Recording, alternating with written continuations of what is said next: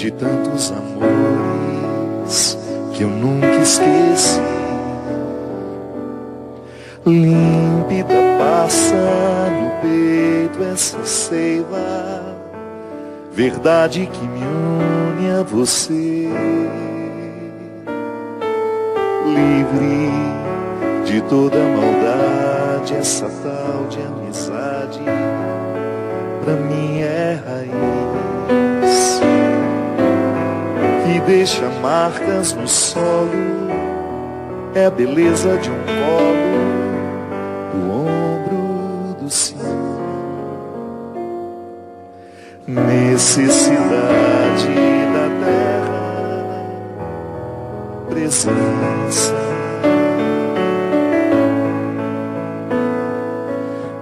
essencial para a vida, a sua maneira de ser para mim já poda o que há de ruim. A minha vontade é de ser pra você feito sombra, descanso sem fim. E se algum dia esquecer de mim, só se lembre que eu tenho raiz. Só se lembre que estou por aqui.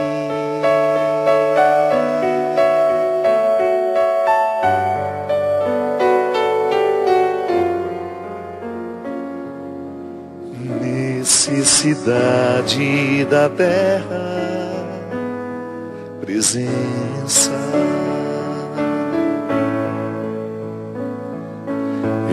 essencial para a vida, a sua maneira de ser para mim já mostra o que há de ruim. A minha vontade é de ser pra você feito sombra, descanso sem fim. E se algum dia esquecer de mim, só se lembre que eu tenho raiz. Só se lembre que estou por aqui. Muito boa noite, com muita alegria que nós começamos mais um programa de direção espiritual. Hoje sobre a mística de São Francisco de Assis. Eu escolhi essa música porque eu acredito que a experiência que Francisco fez de Deus e que ficou definitiva na história do cristianismo foi justamente reconhecer em Deus um amigo. Aliás, minha gente, eu ando pensando e já partilhei com vocês algumas vezes que a amizade é o estágio mais apurado do amor. Porque é o amor que escolhe. Um pai, naturalmente, pela obrigação do sangue, precisa amar o filho. A mãe é a mesma coisa. Irmãos, a obrigatoriedade do sangue nos coloca quase que de forma desconfortável na necessidade de amar. É por isso que a gente sofre tanto quando a gente identifica que a gente não ama aquele que tem um vínculo de sangue. E às vezes a gente precisa de longos períodos de terapia para a gente poder curar a culpa que nós carregamos. Sim, porque é uma imposição cultural. Pai tem que amar filho, mãe tem que amar filho, filho tem que amar pai. Ainda que eles não nos cultivem esse amor, né? Ainda que não nos ofereçam motivos para continuar amando. Sim, porque as decepções podem ser tantas que o amor ficou ofuscado. E a gente se sente culpado por isso. Mas na amizade não. Ninguém é obrigado a ser amigo. Se há uma coisa que na vida nós somos livres é para escolher os amigos. Você não pôde escolher pai, você não pôde escolher filhos, você não pôde escolher irmãos, e nem a parentada que vem da consequência. Mas você pode escolher amigos. O amigo é aquele que você traz para dentro da sua vida. É aquele que você encontrou por acaso e sem nenhuma obrigação você quis amar. Nenhuma obrigação. Francisco se depara com sua experiência com o sagrado assim.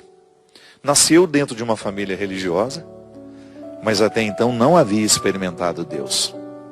Talvez tivesse passado pelo contexto das obrigações, tivesse frequentado as missas como era de costume.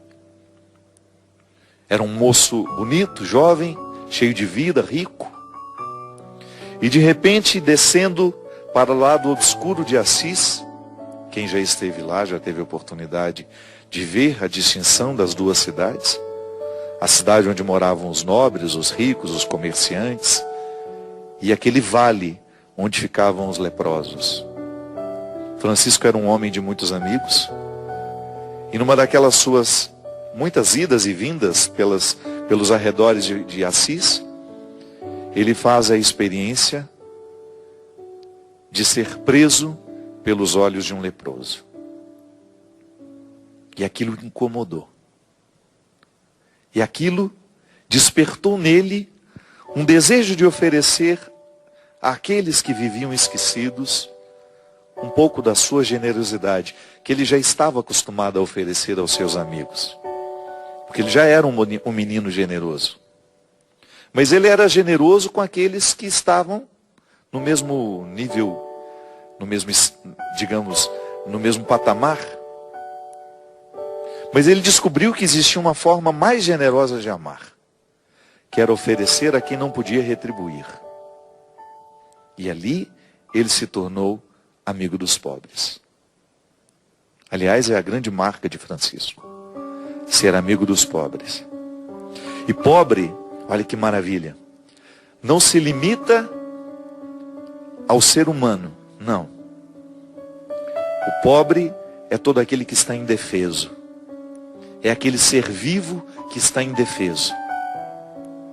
Ele estende esse amor a todas as criaturas. Francisco começou a amar de maneira tão intensa, a partir daquele leproso, que tudo aquilo que ele via como realidade viva, ele passou a respeitar como seu irmão.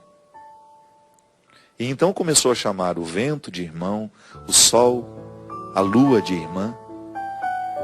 Começou a identificar que Deus está presente nas águas daquele rio, que Deus está presente no mar, que o mar é seu irmão, que o rio é seu irmão. Francisco inaugura na igreja a teologia da ecologia, uma forma de perceber Deus nas realidades criadas. Sabe, uma conversão por completo? Todas as dimensões da sua vida foram passadas no crivo dessa amizade com Deus. Ao identificar em Deus um amigo, Francisco se torna irmão de todas as realidades. Ao fazer a amizade com Deus, ao identificar em Deus esse rosto sofrido da humanidade e do mundo criado, Francisco traz para nós uma mística muito preciosa, que na verdade sempre esteve nos evangelhos, né? Não foi ele que inventou. Mas o bonito justamente da manifestação de Deus na vida de Francisco é que a igreja estava esquecida de tudo isso. Sim, porque a gente pode viver distante do evangelho, mesmo sendo católicos, mesmo sendo igreja. Há períodos sombrios em que a igreja se volta muito para o poder e esquece do seu carisma. Naquele momento, Francisco faz uma verdadeira revolução. Poderíamos dizer uma reforma. Tanto é que quando ele se sente motivado nas suas experiências místicas, Deus diz para ele que ele deveria reformar a igreja. E ele não sabia que a igreja a que Deus se referia naquela revelação era a instituição. Mas ele, num primeiro momento, entende que a igreja que Deus quer que ele reforme é a capelinha de Santa Maria. E ele, junto com seus amigos, vai. Ele vai. Rodeado dos seus primeiros discípulos, que já ficaram convertidos em ver a sua conversão, Porque essa é a maravilha, né, da vida virtuosa. Ela contagia, ela contamina os que estão ao redor. Então aqueles amigos ricos que presenciaram e viveram ao lado de Francisco o seu despojamento, quiseram se despojar também. E grandes santos nasceram dessa experiência de Francisco. O próprio Santo Antônio, Santa Clara. Homens e mulheres que foram vendo de perto que Deus mudou a vida de Francisco para melhor. Que aquele menino que já era generoso tornou-se ainda mais.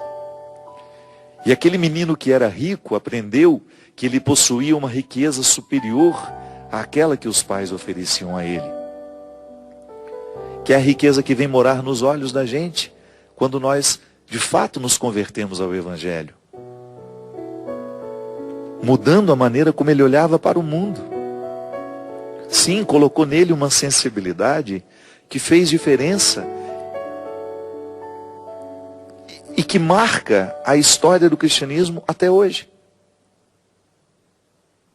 Eu lamento que durante muito tempo os ensinamentos de Francisco tenham ficado esquecidos pelos próprios franciscanos. Sim, é possível que eu seja um franciscano e que já esteja longe do carisma de Francisco. É possível que eu seja um cristão hoje e esteja distante dos motivos de Cristo. Francisco, um homem que começou a entender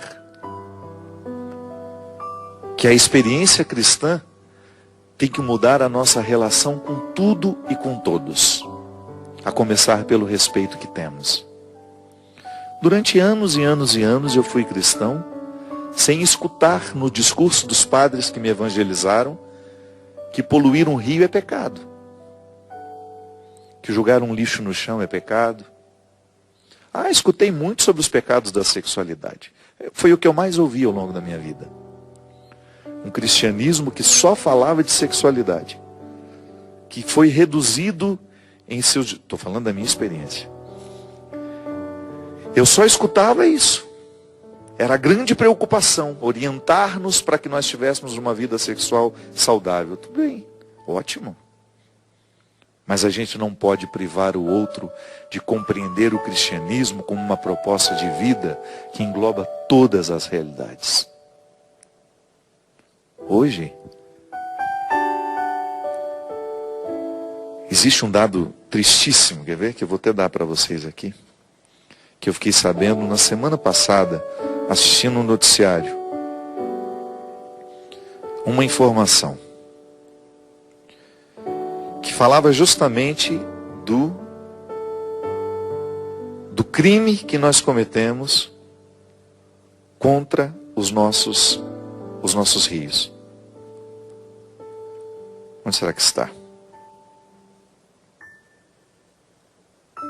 Enfim, eu não vou saber precisar a quantidade. Mas se eu não me engano, são toneladas e toneladas de lixo tóxico que a cidade de São Paulo deposita no rio Tietê todos os dias. Esse número que eu não tenho aqui agora, mas que eu ouvi, é assustador. Todos os dias, em nome do nosso progresso, só a cidade de São Paulo deposita nas águas do rio Tietê toneladas e toneladas de lixo tóxico. Quando eu ouvi aquela informação, eu que já tenho estado incomodado há muito tempo com essas questões ecológicas, porque é lamentável a maneira como nós tratamos a nossa casa, o mundo que nós vivemos. Eu vejo pelo rio, eu nasci na beira de um rio, onde eu nadava naquele rio quando eu era criança. Hoje quase nem água tem mais naquele rio. Hoje as nossas cidades enfrentam secas, tudo por causa do nosso desmatamento. Há pouco tempo o nosso presidente da República queria oferecer uma área preciosíssima para a exploração de minério. Quanto custa o nosso progresso? Nós desmatamos com a maior cara de pau. Essa secura agora, por exemplo, quantos incêndios provocados por nós? Ah, eu vou só cortar essa árvore porque vai facilitar a minha construção. Sempre pensando nas nossas necessidades, nós nos esquecemos que o mundo precisa do nosso respeito, assim como a outra pessoa precisa. Ah, meu Deus do céu. Mas nós não escutamos falar sobre isso. Não entrou na nossa catequese. Ninguém nos disse que o respeito às águas é tão sagrado quanto o respeito ao outro ser humano. Que todo ser vivo merece o nosso respeito. Trata-se de uma evolução. E Francisco viveu essa evolução por quê? Porque ele fez uma experiência profunda de amizade com o Senhor. Deus não converteu apenas uma parte do coração de Francisco. Como nós muitas vezes insistimos em levar a nossa vida de conversão. Converteu apenas uma parte da nossa vida. Não, converteu aqui, ó, o filtro que vai nos olhos. Eu não posso pensar que Deus me converteu somente para ter uma sexualidade saudável. Não. Eu tenho que pensar na conversão da minha sexualidade, eu tenho que pensar na conversão do meu caráter, da maneira como eu trato as pessoas que trabalham comigo. Eu tenho que pensar na maneira como eu trato a natureza. Eu sou cristão, mas despejo na pia da minha casa, diariamente, o óleo sujo que nós usamos para fazer as nossas frituras, para cozinhar as nossas comidas. Jogamos pelo ralo. Aquilo que vai intoxicar as nossas águas, as nossas terras. Fazemos os nossos poços artesianos sem nenhum controle. Poluímos os nossos solos. Produzimos alimentos com quilos e quilos de agrotóxicos que vão morar definitivamente na nossa terra.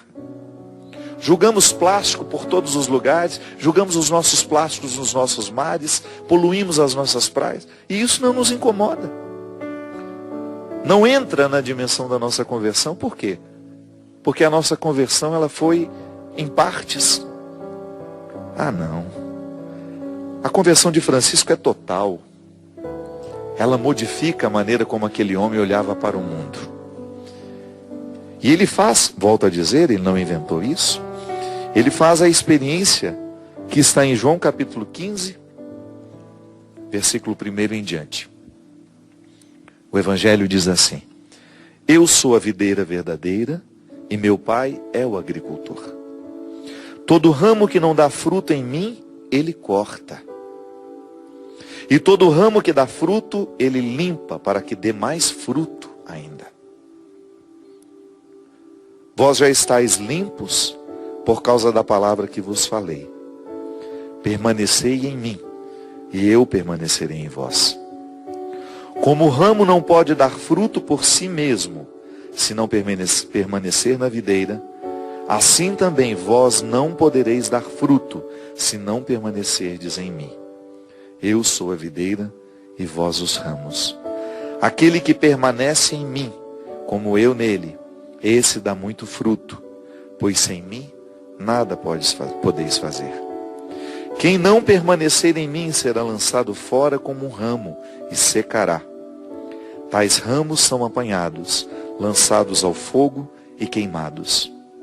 Se permanecerdes em mim e minhas palavras permanecerem em vós, pedi o que quiserdes e vos será dado. Nisto meu Pai é glorificado, que deis muito fruto e vos torneis meus discípulos. A experiência de amizade que Francisco fez foi justamente a partir do verbo permanecer. Não existe amizade ou aprofundamento da amizade sem o verbo permanecer. Que é justamente aquela oportunidade que nós temos de entrar na intimidade uns dos outros. E não banalize a palavra intimidade. Intimidade não é ter aquela amizadezinha virtual, não, que fala de vez em quando por ali. Não, intimidade é você ter dentro da sua casa, dentro da sua vida. É aquela pessoa com quem você fala regularmente. É aquela pessoa que conhece o contexto da sua vida. Quais são as batalhas que você enfrenta. Pessoas que você divide de fato a vida. com quem você de fato divide a vida. São aqueles que permanecem. A experiência de permanecer é que fortalece o vínculo. Eu estava dizendo antes, né, que não adianta ser pai, não adianta ser mãe, não adianta ser irmão, porque esse amor por obrigação, ele não sobrevive, não. Ele pode até ficar como um rótulo sem ter repercussões dentro de nós. Por quê? O que faz a gente amar é o verbo permanecer. Se eu sou pai desse menino, mas não permaneço com ele, daqui a pouco eu sou só parente. O vínculo se desfaz. O amor, ele só é possível quando permanecemos. O amor só é possível quando nós conjugamos diariamente, sem cessar, a experiência da intimidade que o verbo permanecer nos permite. Então, o que Francisco viveu foi justamente descobrir-se parte desta grande videira, que ele ali, na sua redondeza, na cidade de Assis, poderia transformar, levando seiva àqueles que não tinham o conhecimento dessa videira. É tão bonito porque hoje, quando nós vemos Francisco conhecido no mundo inteiro, inclusive inspirando o nosso Papa a ter o mesmo nome que ele, que profeticamente traz a nós um novo tempo na igreja, de mais clareza, de mais luz, de mais coragem, digamos, né? De poder falar dos problemas que nós temos, enfrentá-los. O Papa Francisco tem tem cumprido uma missão muito bonita, desafiadora, de colocar o dedo nas feridas da igreja que sofre, em nós, em mim e você. Hoje esse Francisco é conhecido mundialmente. O santo que hoje nós celebramos é conhecido mundialmente. Inspira muitas pessoas, até quem não é cristão, tem uma admiração pela vida de Francisco. Mas naquela época, ele começou contagiando a cidade de Assis, ao mudar a regra de que nobres não deveriam descer ao vale dos leprosos. Mas lá estavam as pessoas de quem Francisco queria ficar amigo. Ficar amigo permanecendo com elas. Ele não ia só de vez em quando lá. Ele resolveu permanecer com essas pessoas. Não só sabendo o nome, mas conhecendo a história, ajudando a curar as feridas, sendo verdadeiramente amigo, escolhendo aquelas pessoas. Volto a dizer, a amizade é o amor que escolhe. Eu quero participar da sua vida e gostaria muito que você participasse da minha. Como? Permanecendo, criando intimidade, que nos chega pela palavra. Eu posso ter amigos que nem venham regularmente à minha casa, mas se eu falo regularmente com eles, a palavra alinhava. A palavra permite o permanecer. Porque às vezes quando nós falamos permanecer, imediatamente a gente pensa naquelas pessoas com quem a gente pode estar todos os dias. Não, não se limita somente a essas. Eu posso permanecer na vida do outro, e isso tem duas vias, né? Não é só o outro dizendo, não é preciso haver diálogo para haver intimidade. E é assim que a gente demonstra se a gente quer ou não aquela intimidade. Porque você tem direito. Você não é obrigado a ser íntimo de todos, mas você tem o direito de ser íntimo de alguns. Não sou obrigado a ser íntimo de todos, mas eu tenho o direito de ser íntimo de alguns. E isso você escolhe. Não é nenhum problema você dizer que não quer ser íntimo daquela pessoa. Não é nenhum problema você dizer que não quer permanecer com aquela pessoa. Existem bilhões de pessoas no mundo. É claro que você não tem o direito, por causa do seu cristianismo, de desprezar, de menosprezar. Não, mas você tem o direito de não ser íntimo. você tem o direito de não querer participando da sua vida. A amizade é o amor que escolhe, volto a dizer. Então eu posso permanecer através de um contato que o telefone me proporciona. E de vez em quando o encontro acontece. E de vez em quando aquela intimidade se torna física, num abraço, num beijo, numa mesa que está posta para que a gente possa dividir a vida. Isso é permanecer. E quando Jesus coloca a videira e os ramos como uma metáfora da amizade que nós precisamos ter com o Senhor, Ele nos recorda e nos ensina, porque Ele está nos ensinando neste momento, e Francisco nos recordando, que a nossa experiência com o Senhor passa pelas mesmas regras que a nossa experiência de amizade com os nossos amigos. Não é possível ser íntimo de quem você não permanece. Com quem você não permanece. Sim, é aqui, do contato diário com este Jesus que me revela quem é o Pai. Porque isso é tão bonito no cristianismo, né? Uma forma que você tem de conhecer a Deus é conhecendo o coração do seu Filho Jesus. Por quê? Porque é a linguagem que nós entendemos. Ao encarnar o Verbo, Ele vem justamente para traduzir a linguagem, para falar a língua que nós entendemos, para falar de realidades que nós compreendemos. Foi o que Jesus fez. Traduziu quem era o coração do Pai, como era o coração do Pai, a partir de histórias que as pessoas podiam compreender. Quanto mais eu mergulho no mistério deste Cristo, conhecendo e permitindo que os ensinamentos de Jesus vá moldando o meu caráter e as minhas escolhas, muito mais eu me torno amigo. Muito mais eu posso permanecer e produzir frutos.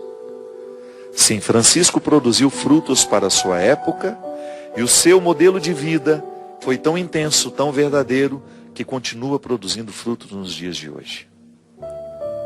Francisco continua sendo um sinal de santidade para nós.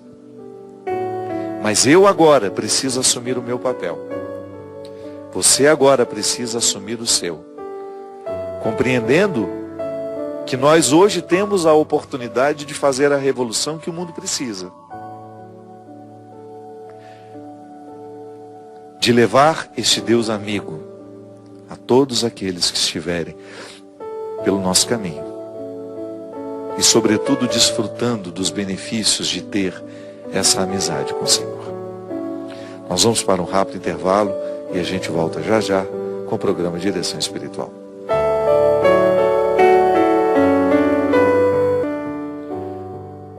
Estamos de volta com o programa Direção Espiritual. Muito obrigado pela sua participação.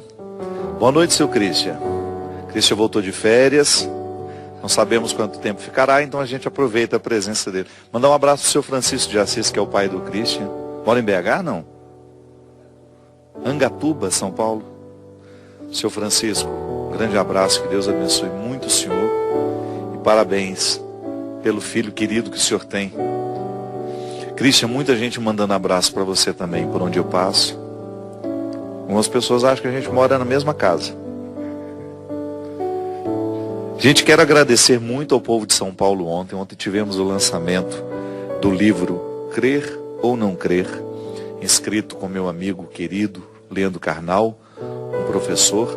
Esse livro está sendo lançado essa semana, está em todas as livrarias, graças a Deus. Já estamos bastante distribuídos. Um diálogo bastante respeitoso entre um homem que não acredita em Deus e um padre, que sou eu, né? Com muito respeito, tratamos questões pertinentes. Volto a dizer, o professor Leandro Carnal, muito embora não professe a fé em Deus, mas ele tem um humanismo muito natural na sua conduta, na sua fala. Então foi uma experiência muito enriquecedora para nós. E ontem nós fizemos o lançamento lá no Shopping Frei Caneca. Nós recebemos muita gente Ficamos lá quase 4 horas autografando os livros. Primeiro tivemos uma conversa, né? Debate não, uma conversa. Falamos sobre o livro e depois atendemos as pessoas que estavam. Agradecemos muito. Quero dizer que no dia 13 de outubro eu estarei com um show em Bauru. A estrada sou eu. Ou não? Ou será que lá é o quarteto? Não sei dizer. Lá no Salão Sagá Eventos, a partir das 21 horas. No dia 14 eu estarei em São Paulo, na casa de show Tom Brasil. Então você que é de São Paulo e região, se quiser estar conosco para o show A Estrada Sou Eu, a partir das 21h30 na casa de show Tom Brasil. Depois no dia 15 estaremos no Recreativo Campestre de Sorocaba, a partir das 19 horas. Então no domingo o show é mais cedo, a partir das 19 horas. Eu gostaria de aproveitar e convidar você que é de Aparecida. Essa semana nós temos uma semana mariana, né? A começar pelo Círio de Nazaré, agora nesse fim de semana. Quero mandar um grande abraço a todos os meus amigos paraenses. Que vocês tenham um abençoado Círio de Nazaré. Eu sei a importância que o Círio tem na vida de todo paraense e de todo aquele que mora aí na região, também, o norte, né, de uma forma geral, que tem essa devoção bonita a Nossa Senhora de Nazaré. É como celebrar o Natal. Jesus nasce antecipadamente lá para o povo paraense. E eu quero desejar um feliz Círio de Nazaré para todos vocês. E essa semana nós teremos a celebração dos 300 anos de Aparecida. No dia 10, eu não sei exatamente o horário, eu acho que é a partir das 20h30, a partir das 20h30, é lá naquele ginásio, Cidinha? Naquele grande ginásio que existe ali em Aparecida, dentro do complexo, né, do santuário, nós teremos um show com vários padres cantores. E também com a participação do nosso querido amigo Daniel. Depois, no dia 12, Daniel vai fazer um show recebendo grandes nomes da música popular brasileira. E eu estarei também nesse dia 12. Então, se você é da região, se você vem para os festejos de Aparecida, programe-se. São 2 shows, no dia 10 e também no dia 12. Lembrando, gente, que nós estamos aqui, o nosso site www.filhodocel.com.br, para você ter a oportunidade de comprar símbolos religiosos, como essa pulseira. Nós estamos lançando essa semana também uma coleção muito bonita. Não está aqui não, porque eles não tiveram tempo de mandar as peças para Taubaté para eu mostrar aqui no programa. Mas tem uma coleção muito bonita, muito especial de Nossa Senhora Aparecida. Então entre lá no site. Essas pulseirinhas que eu estou mostrando aqui fazem parte da coleção Prata Light, que são preços bem mais acessíveis para você fazer parte dessa grande corrente, que é uma forma que nós estamos tendo de ajudar o lar da Tia Socorro, lá em Mosqueiro, no Pará.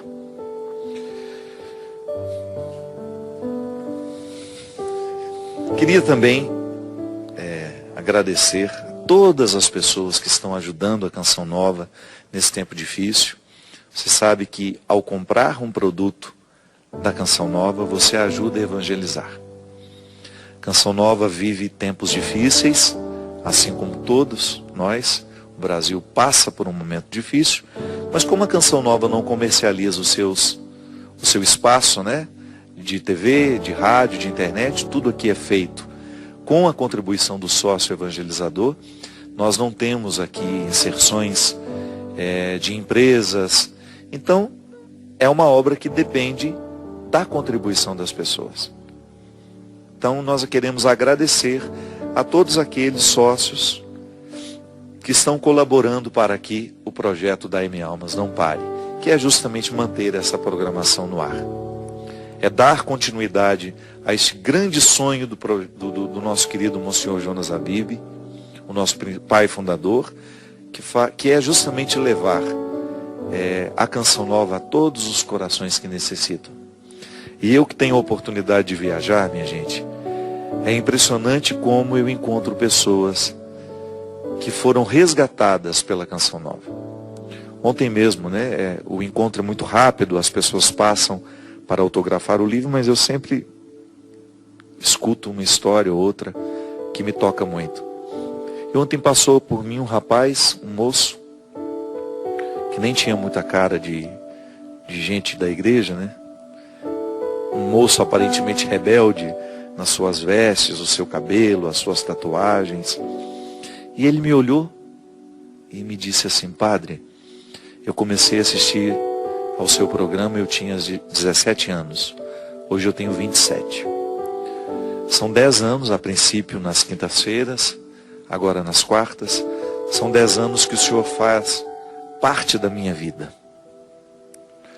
O Senhor me retirou das drogas, o Senhor mudou minha vida. E depois de ter mudado, de ter me arrancado do fundo do poço, o Senhor se tornou uma pessoa que me ajudou a ser gente.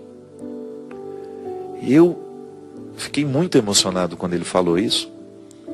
E logo em seguida eu parei para pensar que nada disso seria possível se não fosse o sonho de um homem, de um padre, de ter um veículo de comunicação que pudesse única e exclusivamente comunicar o bem.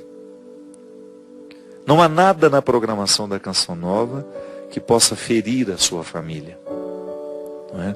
A gente está passando por um processo agora de muitas discussões no Brasil, onde a criança está sendo um ponto de partida e de chegada dessas reflexões. Alguns discursos muito inflamados, algumas pessoas sem nenhuma tolerância para falar sobre o assunto. O fato é que as nossas crianças são a nossa maior riqueza. E nós precisamos ter muito cuidado com aquilo que nós oferecemos a elas. Eu sempre gosto de lembrar que a autoridade é você decidir pelo outro no momento em que ele não tem maturidade o suficiente para decidir sozinho. Então o pai e a mãe são aqueles primeiros responsáveis por aquilo que é oferecido à criança. Hoje, por exemplo, uma notícia assustadora: descobriu-se na cela de um estuprador no estado do Piauí que um menino, acho que de 6, 7 anos, estava debaixo da cama desse estuprador, dentro da cela, dentro da prisão. E depois os investigadores descobriram que quem colocou aquela criança lá foi o próprio pai, que negociou com esse estuprador o próprio filho.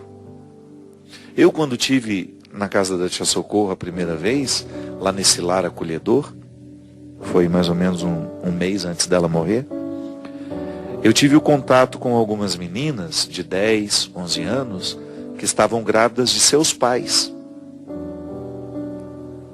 Uma realidade, minha gente, que não dá para acreditar.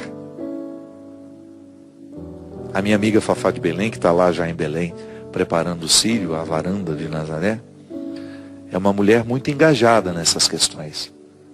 Ela conhece bem a escravidão sexual, ela conhece muito bem a prostituição infantil, que é muito comum, mais comum do que você imagina, no Nordeste e no Norte do país.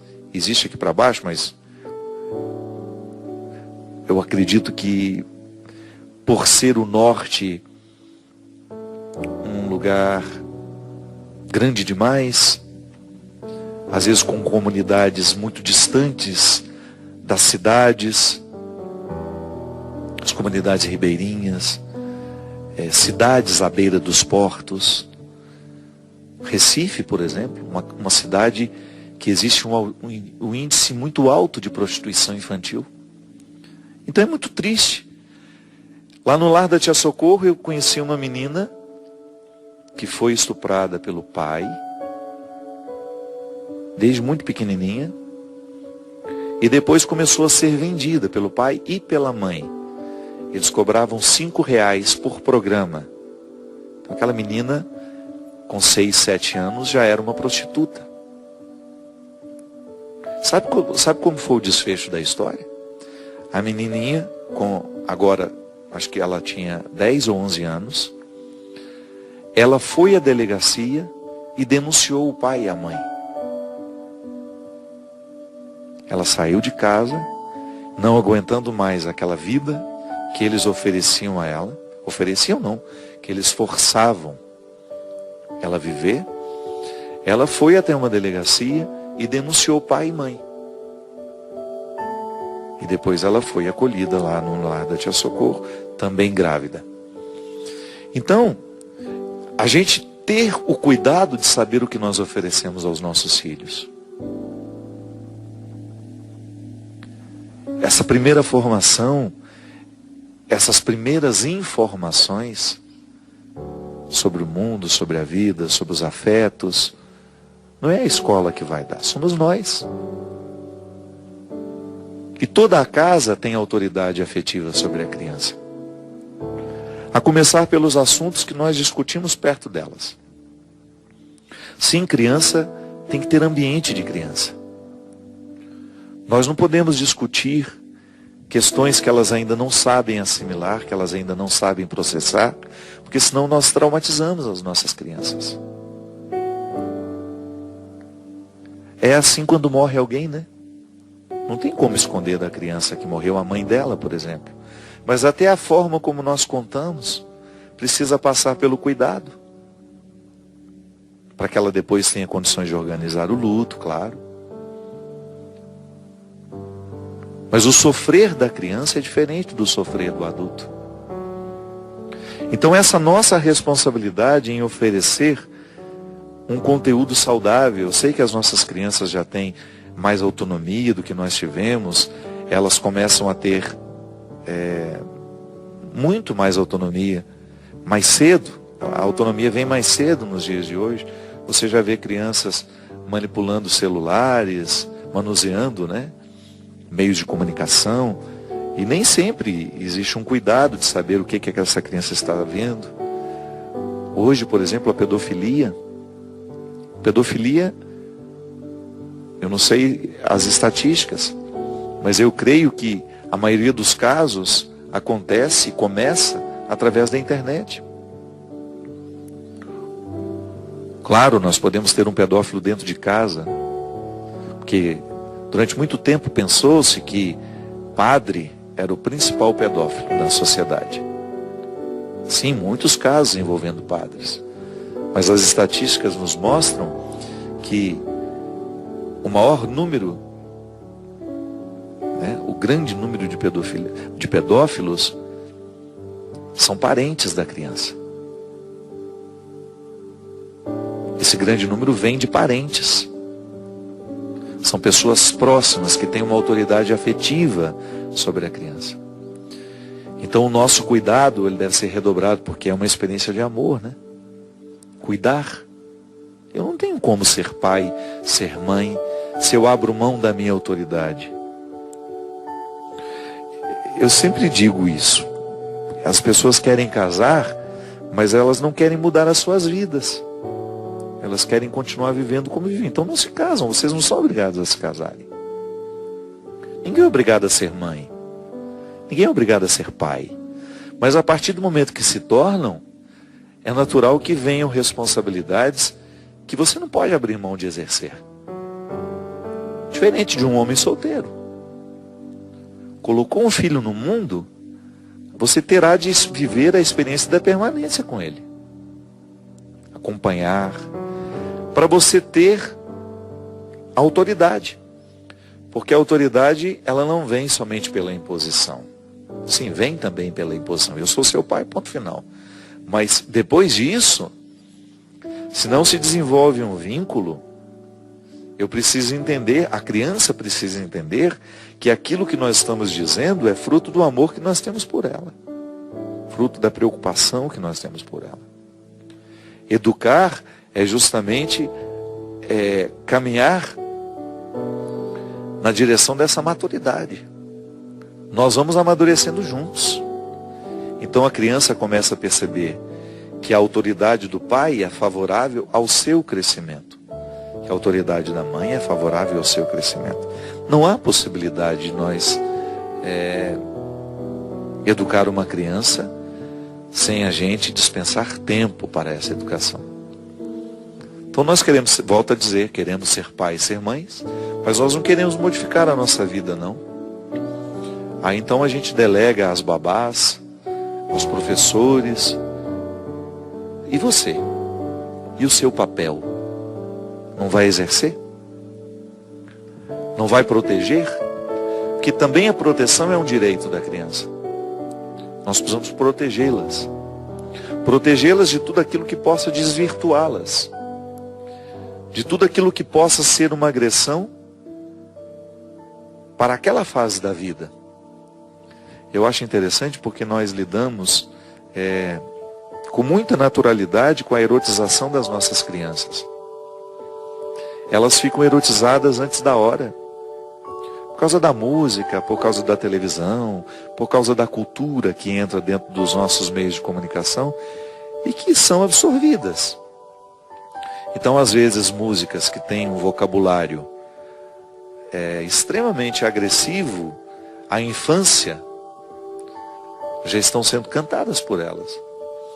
Músicas que são para adultos. Não tem mais como, não tem como esquecer isso. A infância tem uma simbologia própria. Há lugares especiais para as crianças, claro. Eu, por exemplo, se eu vou pregar um retiro, e se eu vou tratar um conteúdo que vai exigir concentração, eu não posso ter criança dentro do retiro. Não é um ambiente para elas. É um ambiente para adultos. Então a gente também não pode esquecer que há ambientes específicos para crianças. Com músicas preparadas para elas. É claro, elas participam do nosso mundo. Eu levo a minha filha, eu levo meu filho. Mas eu preciso ter muito cuidado para não oferecer um mundo adulto demais e que ela não tenha ainda condições de absorver. Isso é proteger, né? É você ir dando aos poucos as informações para que ela possa ir assimilando. O próprio contato com a sexualidade é muito bom que desde pequenininha a criança lide com naturalidade com a sua sexualidade. Para que depois ela fique menos vulnerável aos pedófilos, aos abusadores. Para que depois ela não ache normal ser tratada ou ser abusada. Sim, tudo isso são formas que nós temos de proteger. De ir dando esse alimento afetivo que vai estabelecendo a autoridade. A autoridade se estabelece assim, através do permanecer. Eu escuto, eu percebo, eu acompanho.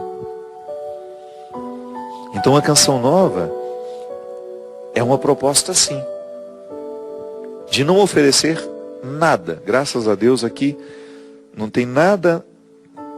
Se você ligar a programação às 2 da manhã, se estiver começando um programa, você vai ouvir a frase: este programa é livre para todos os públicos.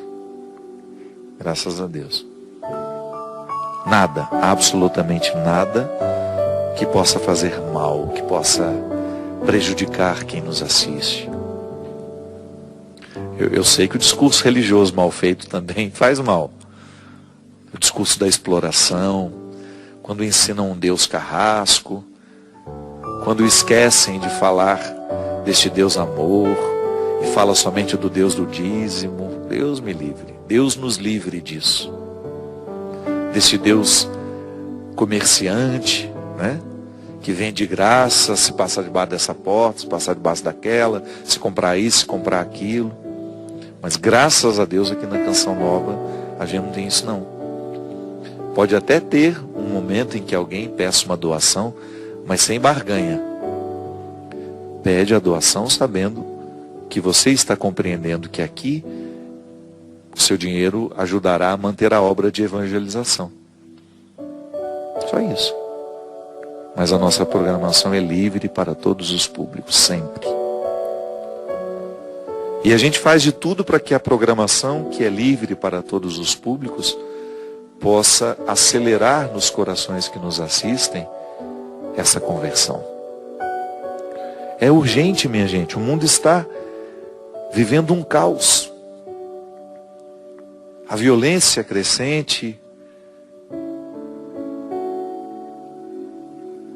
Nós estamos necessitados de discursos que nos façam bem, que nos acordem, que nos libertem daquelas correntes antigas, preconceituosas, que muitas vezes nos chegaram através do discurso religioso, que nos tornem mais ativos. Sim, mais reflexivos. Um discurso que possa acordar as nossas consciências, que a gente fique mais atento ao significado do permanecer, até o nosso posicionamento no mundo, como é que deveria ser a conduta cristã nos dias de hoje, para um mundo tão marcado pelos ódios, pelas discussões. Como que nós, cristãos, somos chamados a participar dessa discussão, porque nós também não precisamos ficar omissos. Mas nós podemos, há uma forma cristã de participar de tudo isso, sem chamar de canalha, sem chamar o outro, sem julgar o outro no contexto do menosprezo, como se eu fosse melhor por pensar diferente. Não, é meu irmão que está errando, mas é meu irmão. Aquele deputado, o mais corrupto de todos, o senador mais corrupto de todos, o presidente da república, o ministro corrupto, é meu irmão. Queira ou não, faz parte da mesma condição que eu. Eu também estou sujeito a ter erros semelhantes ou iguais, ou até diferentes. Por que o pecado dele é pior que o meu? Para me dar o direito de usar os termos mais baixos para me referir a ele. Então há uma forma de ser cristã. Há uma forma de ser cristão. Há um jeito de se portar, sim, em qualquer ambiente, que é típico nosso, que deveria ser natural em nós, pelo simples fato de estarmos presos a essa videira. Quais são os frutos que nós produzimos por estar nele? E é isso que o mundo observa. É isso que o mundo presta atenção. Para saber se os frutos que nós estamos produzindo são coerentes com este Deus que nós anunciamos. Sim, a nossa programação é livre para todos os públicos. E nós queremos que todos estes que nos assistem, possam poder recolher alguma coisa de bom aqui. Porque nós estamos todos muito sedentos. Ontem, vendo aquele auditório repleto, escutando tanto o professor Karnal, como também me escutando, eu via aqueles olhares atentos. Aqui nos nossos acampamentos na Canção Nova, me impressiona. 100.000 pessoas ali dentro. Aquele silêncio quando a pregação está acontecendo. Aquela sede de encontrar uma palavra que possa ajudar a viver. Sim, eu sei que muita gente me assiste assim, com desejo de encontrar aqui na nossa reflexão uma força para continuar vivendo. Porque isso nós precisamos. Não há ninguém que não esteja necessitado de uma palavra que ajude a viver, de uma palavra que ajude a permanecer, de uma palavra que ajude a dar conta da vida. É isso, minha gente. Nesse dia dedicado a Francisco de Assis, o grande amigo de Deus, que por ser amigo de Deus, tornou-se amigo da humanidade e do mundo criado, sendo capaz de chamar um lobo de irmão. Motivados por essa espiritualidade, nós queremos pedir a Deus a mesma graça, que nos dê um coração irmão, um coração amigo, um coração que saiba cultivar a intimidade e a crescer com ela. Derrame sobre nós a bênção e a proteção do céu, hoje, com a intercessão de Francisco de Assis, sobre todos nós, o Deus Todo-Poderoso, que é Pai, Filho e Espírito Santo. Amém. Até a semana que vem, se Deus quiser. Muito obrigado pela sua companhia.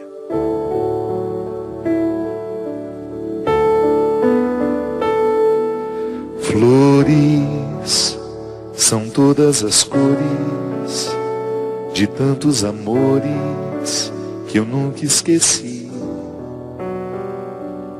Límpida passa no essa seiva, verdade que me une a você.